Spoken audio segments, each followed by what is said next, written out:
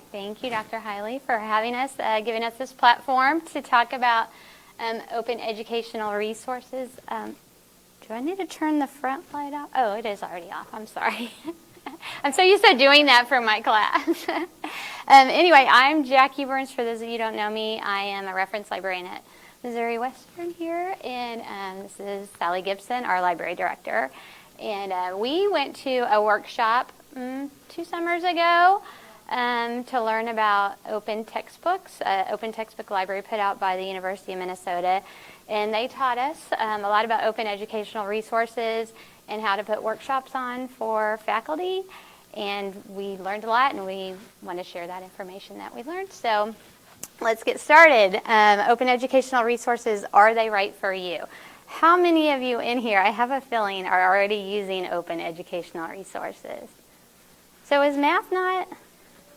Some are. Okay. I thought I had a student in a class tell me they were using one for math, but they might have been getting confused with First Day or something like that. They may be confused with that. Okay, so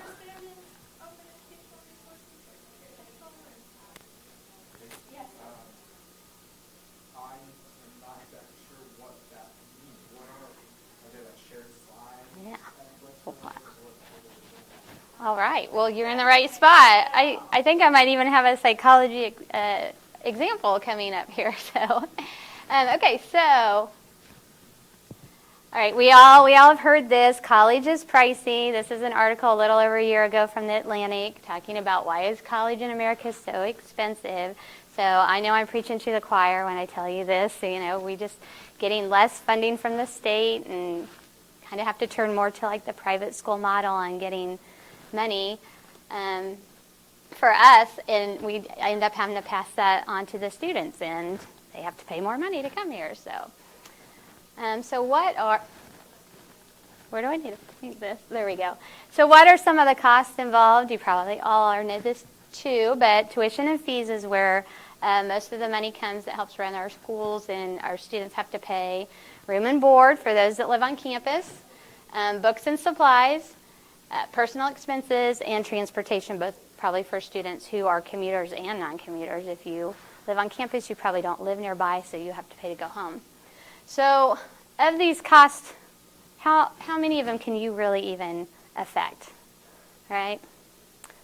Basically, the books and supplies is where you can maybe have an impact on cost for students and how much education is in higher ed. So one of the answers may possibly be open educational resources. And what I have here are some of the partners and aggregators that either produce open educational resources or they aggregate them. So you can kind of go to one spot and try to find what you want. It is kind of a little bit of a wild, wild west out there. There's not a lot of streamlining. So there's you may find one resource here and then find it again in another spot. So there's lots of avenues to explore. Oh, and feel free to interrupt me anytime you have a question. I'm a librarian, so I love to answer questions. Okay, so what is open? When you hear open educational resources, in the fairest sense, an open educational resources matches the 4 R's. Okay, so this is a resource that has been created. It is either in the public domain, so anyone can use it, there's no copyright on it, or it is licensed in a manner that meets one of these 5 R's, or it meets all 5 of these R's. Okay, so the first one is creating something that can be retained. So creating something where anyone can download it, duplicate it, store it, and manage it. All right. Another R is to reuse it. That means you can use it in a wide range of ways, either in a class, on a website, in a video, in a study group. Oops, darn it, there I did it. Another R is the revise. So to be truly open, it has to be adaptable, allows you to modify it. A lot of open educational resources, they're created in one language and then they're translated, and that becomes an adaptation. So that's a way of revising. I've heard of another open educational resource where someone created a program for project managers in the field of engineering, and someone took that and adapted it for the field of business. So they just took open educational resource and adapted it for their discipline. Another R is to remix. So you can take multiple open sources and mash them up together. And the last one is to be able to redistribute it. So you're able to give it to someone else without concern of copyright or anything of that nature. All right, so how do you know if something's open? Typically, if it's in the public domain, you know it's open. And then most open educational resources use a Creative Commons license. Are any of you familiar with the Creative Commons license? So what it is when you create something, you automatically own the copyright. But if someone wants to use something of yours, they have to ask you, do I have permission and all that. But by using a Creative Commons license, you let them know ahead of time, this is what I'm allowing to be done with my material. Okay, so these are the different Creative Commons licenses. Does this have a pointer? Which one is it? I was going to try to... This? Okay, it doesn't. Oops, nope, it doesn't. Okay, so you'll notice the first one, it just has a person standing there and it says by. What that means is somebody created something and they're like, you can use this any way you want, except for you have to attribute that I created it originally. Okay, that's the freest one you have besides public domain. And the next one has the by, so attribution, and SA, that means share alike. So that means if you take my material and you use it and create it, you adapt it, I want you to use the same license that I used. So you have to make it one where anyone who uses your material has to attribute it and have a share alike license for it. The third one is attribution and no charge. So you cannot make money off of something of mine I've created. I've made it open, but you're not allowed to commercialize it. The next one is attribution, no charge, and share alike. Okay, so those are the ones that are most open because they allow you to make changes to it. Notice the last two are not as free. They're not as open because they don't meet all the 5 R's.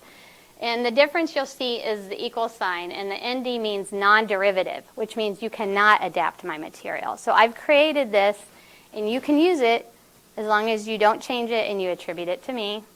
And the last one is I created it, you can use it, don't change it, and don't charge money for it. All right? So you get to pick this Creative Commons license when you are the original creator of a work. Any questions on that? Okay. All right, so colleges have gotten into the field of open educational resources because not only can it save students money, it can sometimes, save colleges money in the fact that it can generate revenue. This is an article from Inside Higher Education. It was just last week that they put out. This happens to be a group of community colleges that got together and decided we're going to create open educational resources for our introductory classes, and they found that for every $70, so I think it costs like $70 to create a new course with open educational resources, and they made $1.03 for every dollar of that. So $70 for every one of those $70, they earned $1.03. So they earned 3 cents for every dollar they created with, but then once they've created it, they can use it each semester. That makes sense. Okay, so this is with faculty creating open educational resources, not necessarily adapting one that's already out there. Okay, and there's a big push to create more open educational resources because then that makes more available for everyone to use. The federal government is even offers money. Usually it's for an institution to promote and incentivize creating open educational resource. It's called the Open Textbook Pilot Program. And then there is a bill in Congress, it hasn't gone anywhere quite yet, called the Affordable College Textbook Act, where they're trying to get money for law to make textbooks more affordable. So here at Missouri Western, the library has created a guide that you can access from the library, or I'm happy to send it to you. And it goes over kind of a little bit what I'm talking today. Why would you use an educational resource, an open educational resource, of course, to save your students money, and because it's adaptable. There's a lot of other reasons. And then the big one a lot of people want is, how do I find them? How do I find what's out there so I know how I can probably incorporate it into my course? I have some literature on open educational resources. I try anytime a new article comes out about the efficacy or quality of open educational resources, add it to this list. And the open educational resources are, I'm trying to even remember what I have there. I've actually adapted it since I made this screen. So when I show it to you live, you'll see a little bit of difference. So one of the most popular ways to find open educational resources is through this search engine from George Mason University. And so there is a link on the library guide, or if you want to write it down right now, you can click on this link and do some looking. And if we want, we can get a little live here, and I can show you how you might search this. Maybe. Okay, so they call it the MOM, the Mason Open Educational Resource Meta Finder. And it defaults to looking at almost every open educational resource site you could use. And sometimes that can be too overwhelming. So I'm going to take all the categories off and just pick a few. And the ones I'm going to pick are down here at the bottom, there's one called OpenStax, and we'll discuss that one in a little while. And there's the one called the Open Textbook Library, which is the University of Minnesota puts together, aggregates open educational resource textbooks that are out there. So I'm just going to use those because those are most likely ones where textbooks are. Others will have textbooks, but they'll also have assignments, courses, entire courses, and PowerPoints and the such. But since we'll focus on textbooks for this one. And I'm going to use psychology as an example. So I'm just searching the full record. I'm not looking for a particular title or a particular author. I'm just saying find me resources in these two domains that deal with psychology. And I do a search, and it found, oh, it's still searching. It's doing some looking. Right now it has the top, it's listing the top 30 out of 53 things it found by just searching psychology. And it's asking me if I want to join another 23, but for simplicity purposes, I'm just going to stay here. So there's a list here of every time it found the word psychology within these two resources. And you have all these options that you can do. You can say, well, I only want resources that are the past 5 years. So you can say that, and it knocks it down to 14. And then you can come over here and you could be like, I only am interested in what books are out there. I don't want to look at articles. I just want to see what books are out there. So now we have 10 options. And you'll notice the first one says Psychology Edited for EOU. So this is a book, a psychology book, put out by OpenStax, and it's been edited. It's from 2019. And here is a book, where is it? Psychology and Introduction. This is from 2018. This is a revised version of the original OpenStax book that Eastern Oregon University did to that. So they actually edited and made it unique to them. There is one down here from the Open Textbook Library. There was this morning when I checked. Where did it go? Did I have that checked? But they're all OpenStax. I did this right before I came here. Psychology. Maybe I will add the others. How did you, when you went back to that one thing, you had limited to OpenStax? I thought I had limited it to Open Text Library too. We'll just start. I'll just go back to the beginning. Has the date been Nope, I made sure it was in the 2015. I think it's on here now, though. There it is. Nope, it's this one. Introduction to Psychology. Okay, so this is put out by the Open Textbook Library, and this is a book on introduction. Do you teach Introduction to Psychology? No? Yes. You do? Okay. So when I click on here, this is a book. Almost all open educational resources are online. Makes it easy for students to access.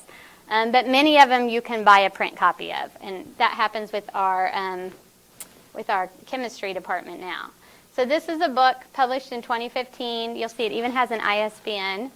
It was published by the University of Minnesota. You can see the chapters. You click on any, well, you can't check from there, but here's all the formats it's available in that you can get to.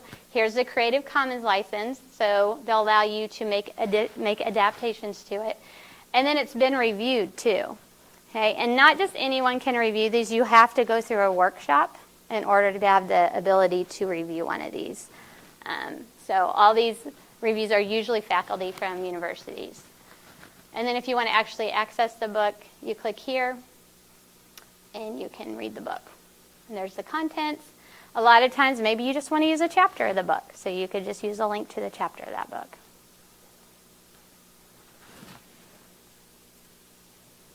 Okay, so that's how you might go about finding. I'm happy to try to find books for you too, or any kind of materials that you want to look, because it can be overwhelming with what they have. All right, OpenStax is another. We saw some of those, and this is usually just the introductory classes. These put out, created by a collaboration with Rice University. So the Gates Foundation has donated a lot of money. The Hewlett Foundation has donated a lot of money and asked that Rice University put together a conglomeration of books on entry-level classes. So you see algebra, you see statistics, microeconomics, and our chemistry department here on campus does use the chemistry one for this. I think Dr. Hiley was telling me that the textbook for chemistry was getting to be where it was $300 for students, and now a student can just have all the information online for free. They can also buy the book if they want for $60, and it is good for 2 semesters. So it's gone from $300 to $60 by using that. What does the book that they buy look like? You know what? Does the book that they buy in chemistry have this cover? I think, Yes. yeah. So it's a physical book, not an ebook. It's both. They can get an HTML version, a PDF version, and they can also buy the hard copy, which is dramatically cheaper than other alternatives. Like a free reminder or whatever? No, it's a hardcover textbook about that thick. It's like most other general chemistry. So I use the physics book instead of the chemistry book as an example of what one of these OpenStax will look like. So this is an introductory physics book for 2 semesters. It's 1,272 pages, and it's available in all the formats Dr. Hiley was just mentioning. It is also part of Bookshare, which makes it accessible for those that have issues with reading. This particular book, and I believe the chemistry one, also has an instructor solution manual and PowerPoint slides, so ancillary materials to go along with it. Now, I'm showing this one off because it's super cool. Not all of them will have ancillary materials, but you can also perhaps find somebody who's taken the open educational resources and created ancillary materials. I would say that the chemistry text that we're using also has test banks that you can plug into Canvas.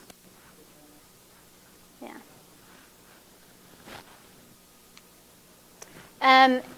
So those are books that are readily available, but there is a big push to create your own books too, or create books for courses. And here on our campus, Dr. Ovleek in the Health, Physical Education, and Recreation program she went about looking for a textbook for her rec management class, and she wasn't finding anything, so she decided to create her own book.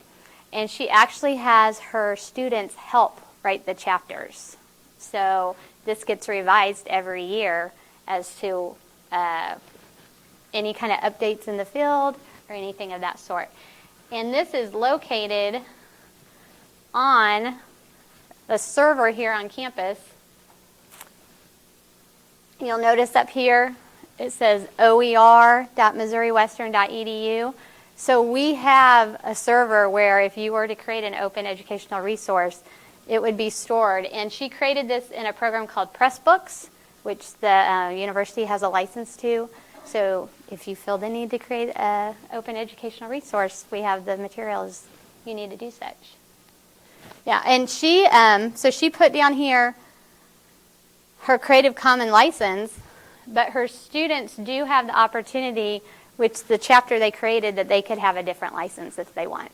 But it's defaulted to this license unless they put it on into their chapter.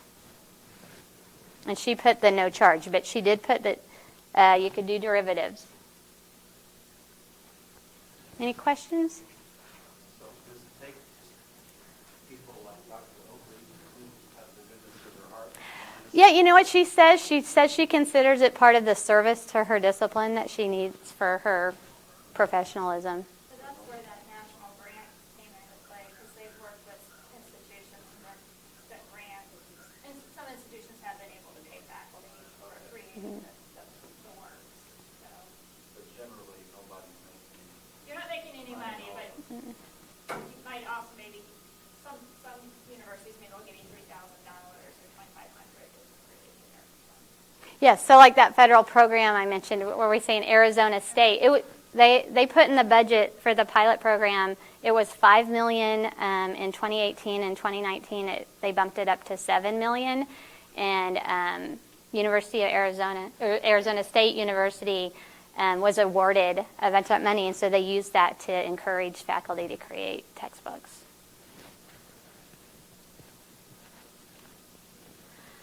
Okay, so that's kind of a overview of open educational resources. Did I answer your question? Do you feel like you know what they are now?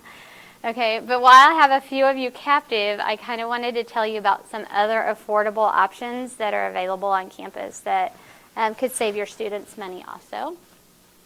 So the education department, their students, I believe this was for accreditation, had to purchase this assessment bundle in order to graduate, I guess, but it was an extra burden on the students to have to purchase this.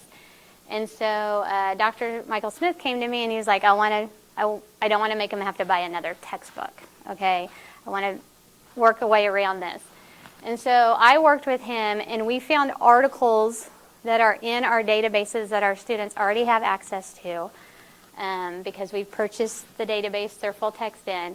And we went through and he found articles that he said could substitute for the book he was, what he felt the book was doing. And so we've listed them here. And these are hot links that take you to the database where you can get the full text of the article. I don't know if I actually have it. No, I do. So this is the guide where it actually resides. And if the student decides they want to read this article, they click on it, and it takes them to our library database, and you can see there's the full text right here. They can click on it, and they can get to the full text. So the student's not having to buy a textbook, and this article, and this list can be updated quickly. You can find another new article, you can add it to the list. So this is something that's available that would cost the students no money. This just right here.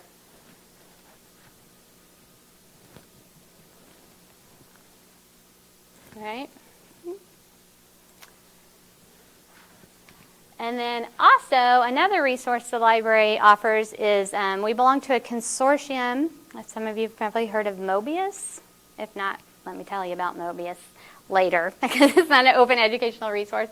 But in this consortium, a number of libraries, I think there's probably over 70 libraries in MWSU, that we've pulled our money together and we've purchased a subscription to ebooks. Okay, so these ebooks, there are over 250,000 ebooks available in this consortium. We call it EMO because it's Electronic Books Through Missouri. And there's over 250 50,000 books available on all ranges, anywhere from public library, elementary, to academic higher education. But the majority of them, I say over 200,000 of them, are academics in nature, not elementary level. And one of them that is available is this book that I recommended for also an education instructor who was working on literature reviews with his students. And this is a book I suggested, your students need to write a literature review. Here's a textbook they won't have to buy. And what's nice about all of our emo ebooks are they are unlimited users. Okay, so they're internet accessible and they're unlimited users, and some of them can even be downloaded to an electronic device.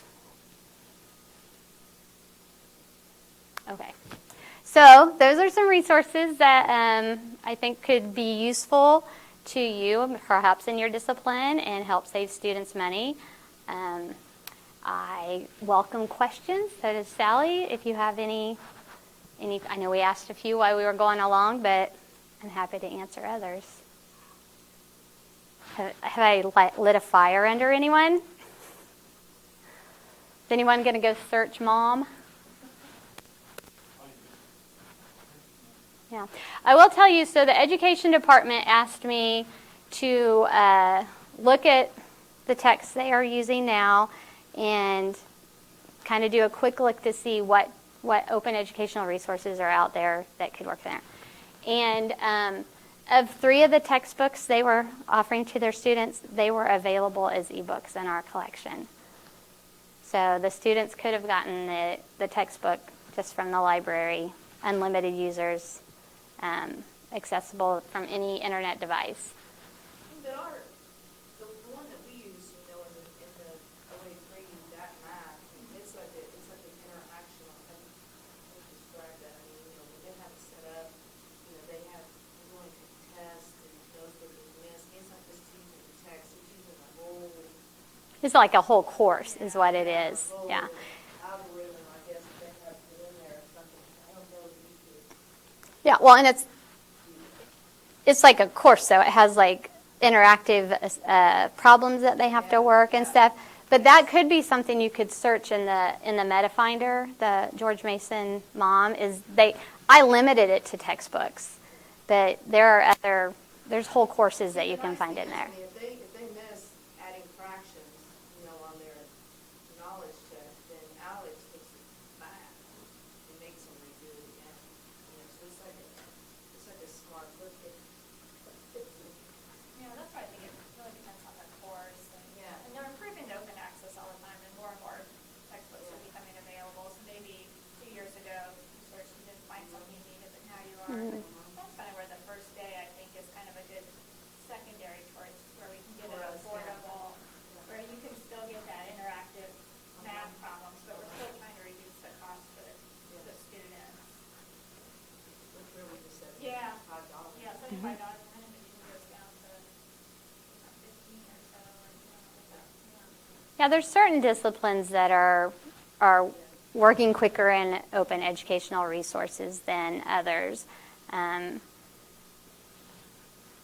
That's why Dr. Oakley created her own OER, because there weren't really any in her field. There weren't that many even she liked that were from publishers.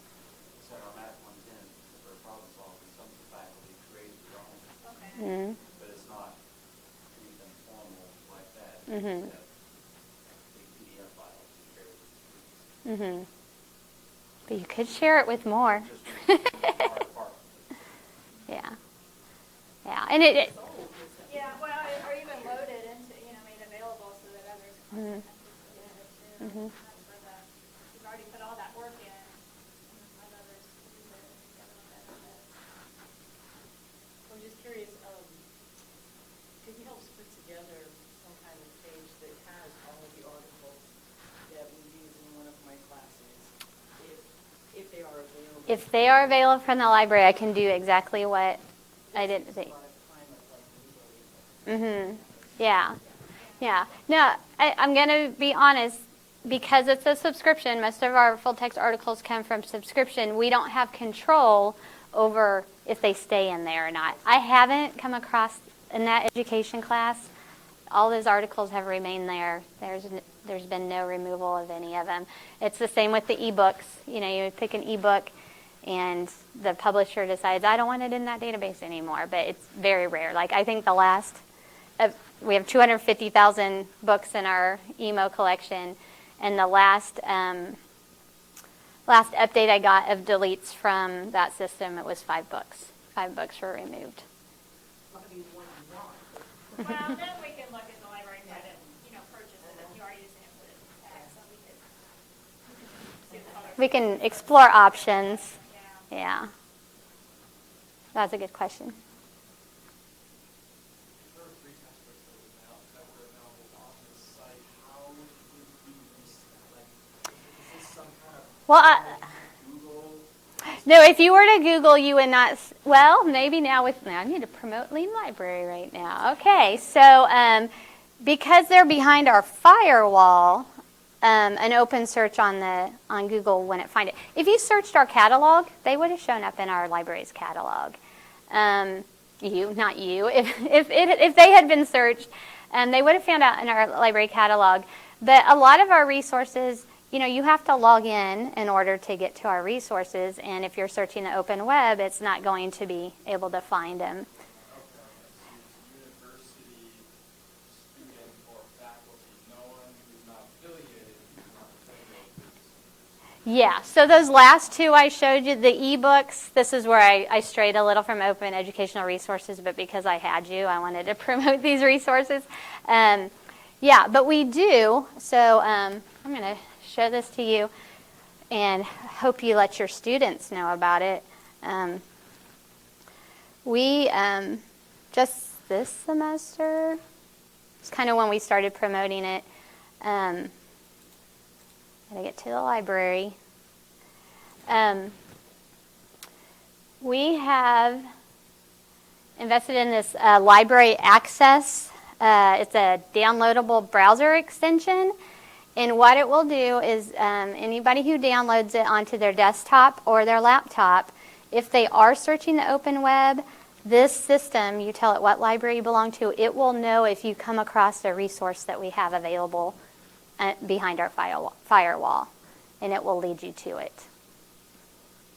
Because we know a lot of students don't start at the library homepage or the library database. A lot of them are going to Google Scholar and Google, and so we're hoping that we pay for these resources. We want the students to use them as they're searching through, and then the library access will say, "Oh no, you can look at this article for free," that the students will use the resources and help them find it. So hopefully if a student would have downloaded this library access and were searching that textbook, it would have said, hey, your library has access to this book. Yeah.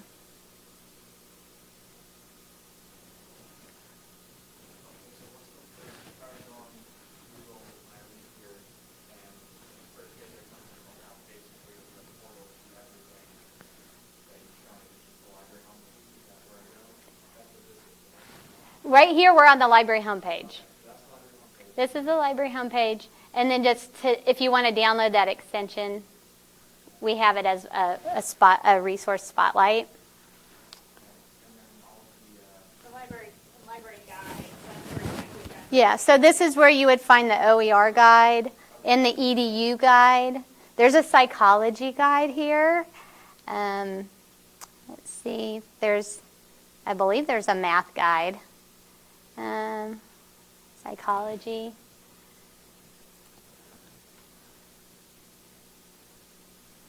So this just links to databases. If you click here, it takes you to a list of databases we think would be useful if you're in a psychology class. So we have a link to Psych Info, Psych Articles. And then this box here, we do have a resource called Discover that tries to search our catalog, our ebooks, our articles, all at the same time, kind of like a Googleization of the library. In this particular link, it's limited to what are considered psychology sources. And in the information for faculty section, we also have a link to the OER guide that Jack. Yes. So we have multiple places for you to find it. Yes. To make it easier, but I think we've confused you by giving Yeah, so here on that's from the homepage over here for faculty and staff. And you can see there's open educational resources. Here's all of our library guides and the subject guides. There's something on ebooks. Here's our databases and those resources. I guarantee it's a lot more than it was when I was back in college. My gosh. Yeah. And Pull the print index and yeah. Oh, yeah. no one misses those This is days. crazy because you can just Google anything Yeah. anymore. It's like, And I know we get to talk to you all when you first come here for like 15 minutes. We get to do a little bit of a spiel about what the library has and is available. But you're welcome to come over to the library anytime. You can set up appointments with us and we'll go through the resources we have because maybe you don't know something we have and you'll be like, oh, I could use that. So How long has all of this been a thing? the library's been around since the 70s. when, Open educational resources. I would say within the last maybe 7 years, 5. It's become popular. I mean, they were talking about it. I've found times in 2009 that they've talked about him, but I would say the last, 5 to 7 years has really been a push. Stacks really made a difference because that quality for those general education classes and to really get a quality textbook, I think that really kind of helped make a difference. Because at first people are a little concerned, okay, what's this quality of the textbook and how good is it? And then OpenStax really came along and people could see that the quality was there. It really was the information. Yeah. It was packaged in a way that the students could understand, and then it had the additional resources for professors who could use the testing and things like that. Is there some, who determines what goes on? So like OpenStax, do they have some sort of filter? Do they? well, they, as far as I know, they have actually like a committee that reviews this, and anybody who uses like attention focused anything, you can submit changes or suggestions, and I believe that there is a committee that goes over that continually, but they have like one major rewrite every once in a while. So it's in its second edition now for the 10 students. There's actually 2 versions of it too. There's like normal presentation of topics in a certain order, and then there's one called Adams First, which is like just a second way to order the topics. So, it was really for us, it was finding the right combination of activities that would make it less than impossible to put together everything that we have to get students about today. PowerPoints, presentations, test banks, whatever. It was surprisingly a really good book, and we wouldn't have gone to it if the content wasn't like this. And it presented the topics in a way that we like to, with the language that we like. And one of the really nice things about sitting here in class materials also is that you have HTML and a PDF, and one of those you can actually copy and paste any of the figures that you want directly into your PowerPoint. You don't have to do that calculation, etc. We have largely credit classes usually as well, and you'll do it for about 15 But you still went through, you looked through it and you evaluated it. Is this worth it? Which you would do with any open educational resource. You're still going to want to review it to see, like you would any textbook that you would use for class. Great questions. Any others?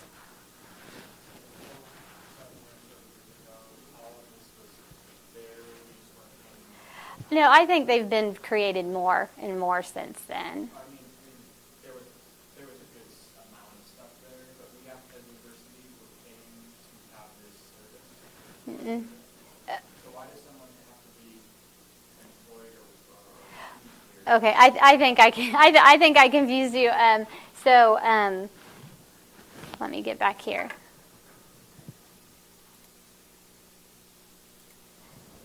So this was the last open educational resource I talked about. And then when I came here, I started talking about library resources because although they're open to your students, but they're not open to any student. And it's a library resource that we pay for. And I figured since I had you captive, it's just another way we can save students money by using library resources that they have access to, but they aren't open for the world to have. So most of what we talked about today is open education. It's available to anyone in the world. Oh, hmm it's not licensed by the library. You don't think it's licensed by the library? This one, You think the library is? this one, and this one.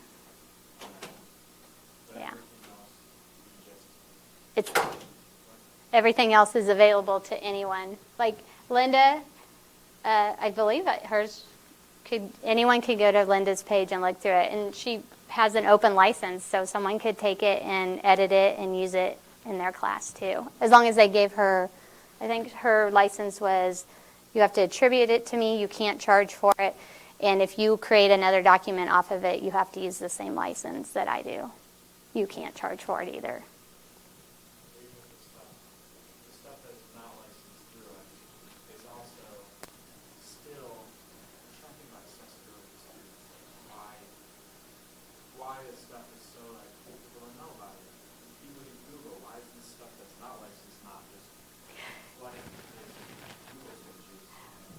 Sometimes they are, because we find students printing out textbooks, because kind of give them basic introductory, so they'll come across the textbooks there. So, but I think they don't quite realize where it's coming from, or they just see that this is introductory to calculus textbook, and then they print it off.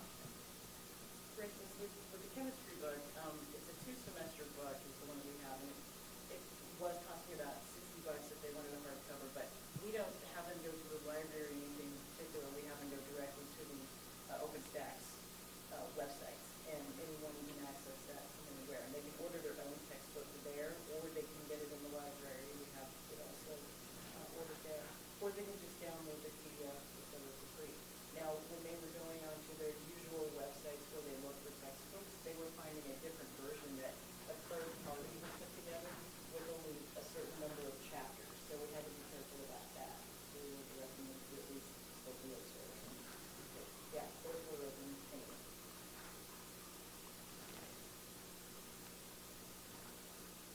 Any other questions?